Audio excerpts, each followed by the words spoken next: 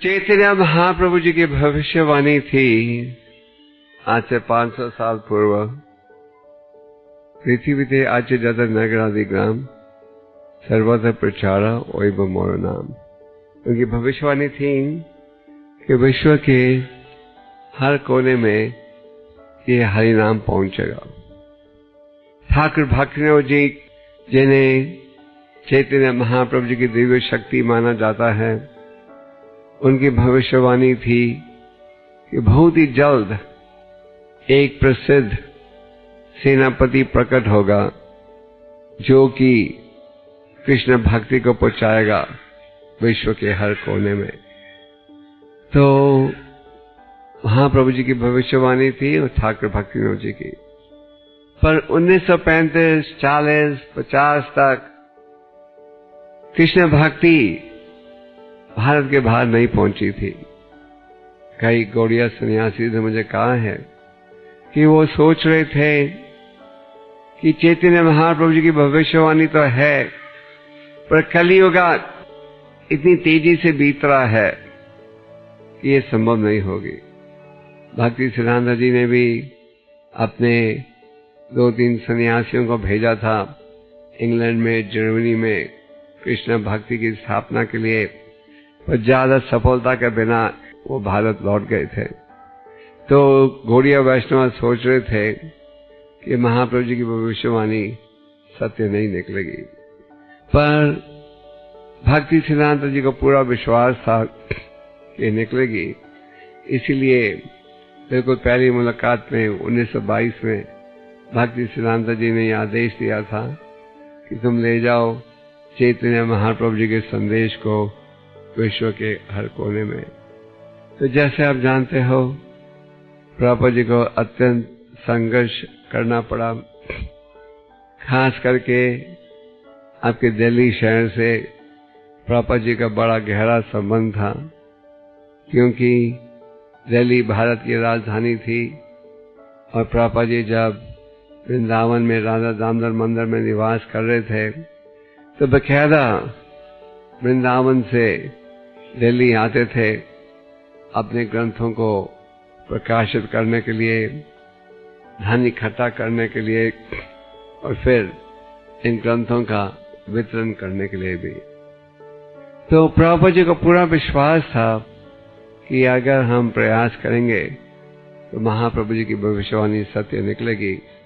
10 दिन पहले हम लोग ने शायद 1 हफ्ते 10 दिन पहले, जिस दिन रूपा गोस्वामी जी का तिरुभाव दिवस था, वो दिन था जबकि प्रभुपाद जी भारत से गए थे अमेरिका के लिए जलदूता जहाज के द्वारा। तो लीलामृता में आप पढ़ते हो कि एक मिस्टर भट्टाचार्य संगीतकार थे जिनको प्रभुपाद जी एक समय मिले थे लखनऊ में, जब प्रभुपाद जी राजभवन में कार्यक्रम करने के लिए गए थे। तो ये भट्टाचार्य संगीतकार था, कोई उच्च कोटि का वैष्णव नहीं था। और जब प्रभुपाद जी कलकत्ता आए, क्योंकि प्रभुपाद जी ने जलदूत जहाज कलकत्ता से पकड़ा था, तो उस समय उनकी जान पहचान का कोई व्यक्ति नहीं था और ये भट्टाचार्य ने प्रभुपाद जी के लिए 3-4 लेक्चर के कार्यक्रम अरेंज किए थे और वो कई अखबारों में गया था इस संदेश के साथ कि छापो, ये स्वामी जी अमेरिका जा रहे हैं भागवत का संदेश लेकर। और पर किसी ने छापा नहीं।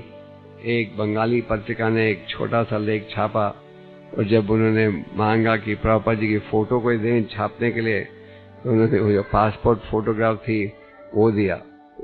और भट्टाचार्य ने कहा कि हम टैक्सी में गए थे प्रभुपाद जी को छोड़ने के लिए और कोई नहीं था, कोई व्यक्ति नहीं था पोर्ट में प्रभुपाद जी को नमस्ते या भाई भाई बोलने के लिए। तो प्रभुपाद जी ने काफी संघर्ष किया और जैसे आप जानते हो रास्ते में 2 बार हार्ट अटैक हुआ था अमेरिका पहुंचने से पहले।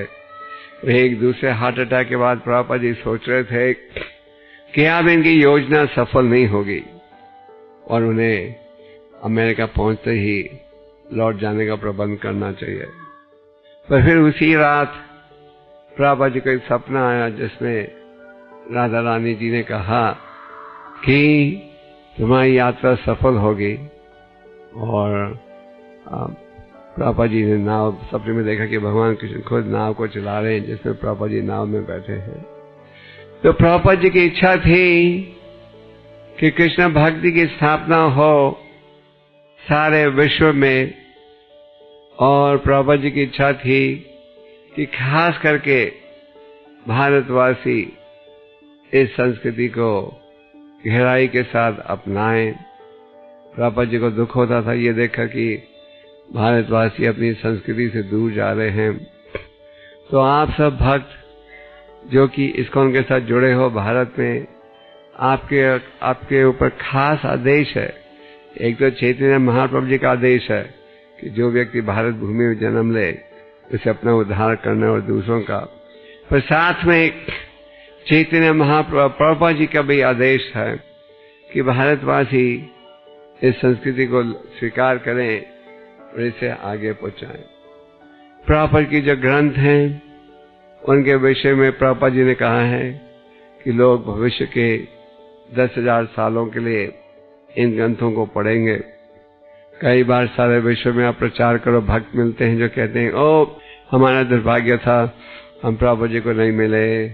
पर हर व्यक्ति प्रभुपाद जी की संगत का लाभ उठा सकता है, हर व्यक्ति उनका दर्शन प्राप्त कर सकता है अगर हम उनके ग्रंथों की शिक्षा का लाभ उठाएं।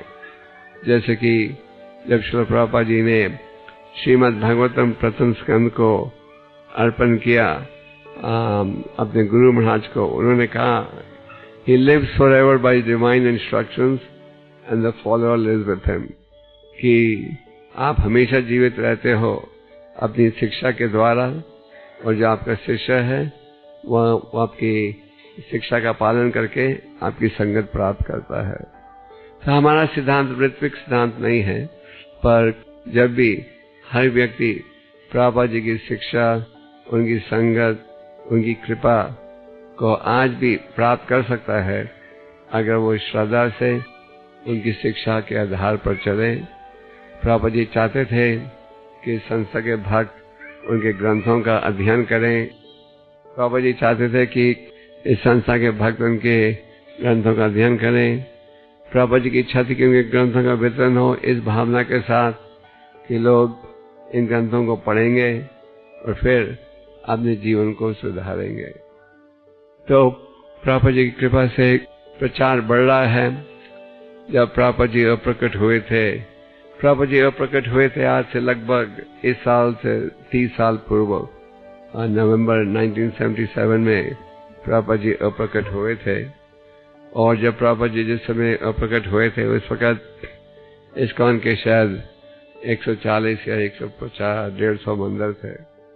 पर प्रभुपाद जी की कृपा से कि उनके शिष्य, उनके प्रतिनिधि उनकी शिक्षा के आधार पर चल रहे हैं, तो आस्ते आस्ते कृष्ण भक्ति का प्रचार बढ़ रहा है, खास करके भारत में।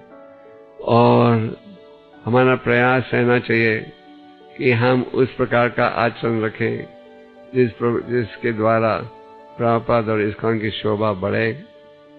लोग ये उम्मीद करते हैं कि इस्कॉन में कुछ खास स्टैंडर्ड होगा, सफाई का स्टैंडर्ड, ठाकुर सेवा का स्टैंडर्ड, कीर्तन का स्टैंडर्ड, भक्तों के आचरण का स्टैंडर्ड, प्रचार का स्टैंडर्ड। तो हम सबको इस स्टैंडर्ड में आकर अपना कार्य करना चाहिए। जैसे दूसरे भक्तों ने कहा है कि हमें ईर्ष्या द्वेष से बचना है। कई भक्तों ने कहा कि किस प्रकार हमें अच्छी साधना रखनी चाहिए। जैसे प्रभुपाद जी ने कहा प्योरिटी इज द फोर्स, और प्योरिटी की प्राप्ति हो सकती है अच्छी साधना के द्वारा। तो आप सबसे यही निवेदन है कि आप प्रभुपाद जी की शिक्षा के आधार पर चलने का प्रयास करो।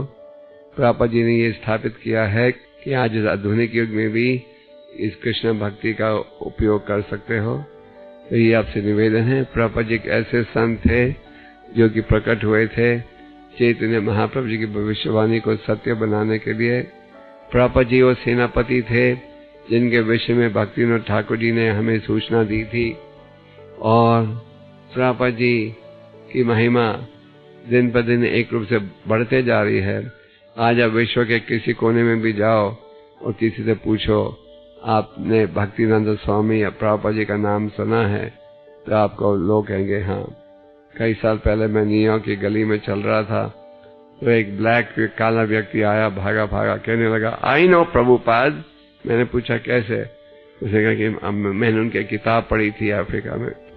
तो आप सबसे यही निवेदन है कि प्रभुपाद जी की शिक्षा के आधार पर चलिए।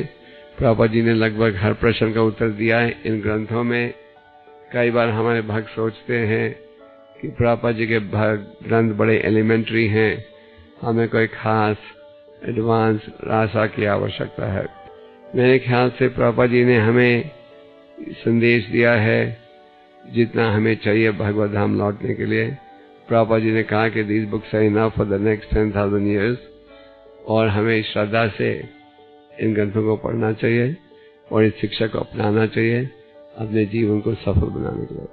श्री प्रभुपाद की हरे Krishna.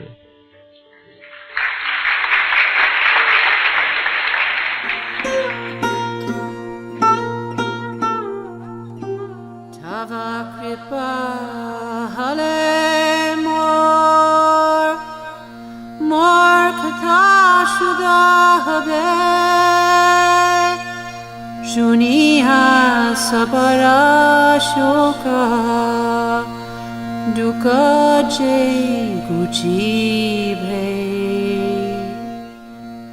na chao prabhu na chao se mate